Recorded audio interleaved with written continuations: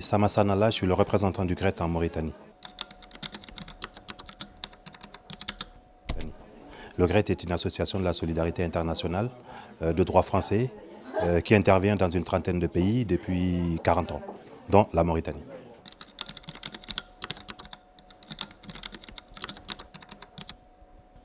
Globalement, nous, ONG, membres de Coordination Sud, nous voudrions attirer d'abord l'attention des négociateurs, comme quoi les États qui sont autour de la table, qui viennent aujourd'hui pour négocier sur le changement climatique, ont basé leur développement énergétique sur les énergies fossiles. Alors, sachant que ces énergies fossiles sont responsables de 80% des émissions de CO2, de 76% des émissions de gaz à effet de serre, il y a un véritable problème. Ce qui fait qu'aujourd'hui, nous lançons un appel à ces négociateurs, comme quoi il faudrait que dans les accords de Paris apparaisse clairement une sortie totale des énergies fossiles d'ici à 2050.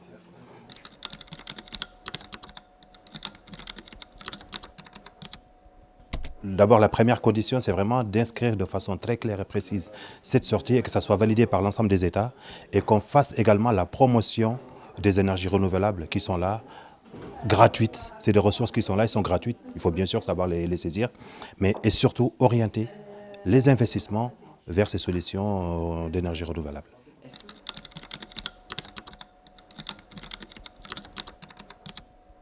Le GRET a pu montrer en Mauritanie, à l'État mauritanien, mais aussi à l'ensemble des acteurs du développement, qu'on peut bel et bien concilier développement et énergie renouvelable. Nous avons un programme d'électrification rurale en Mauritanie où on fournit des services d'électricité dans les coins les plus reculés de la Mauritanie, sachant que l'État n'a pas prévu d'électrifier ces villages d'ici à une vingtaine d'années.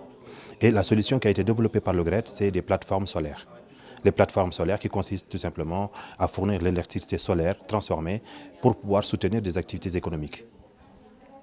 En Mauritanie également, nous avons un autre projet, je dirais, innovant, parce que nous faisons face à une plante envahissante, qui est le Tifa, qui pousse en bordure du fleuve et qui a colonisé aujourd'hui 25 000 hectares en Mauritanie. Cette plante détruit les zones de pêche, elle détruit les zones agricoles, elle détruit l'écosystème. Nous sommes parvenus à transformer cette plante en charbon et qui est aujourd'hui une alternative au charbon de bois pour limiter la pression qu'il y a sur les forêts.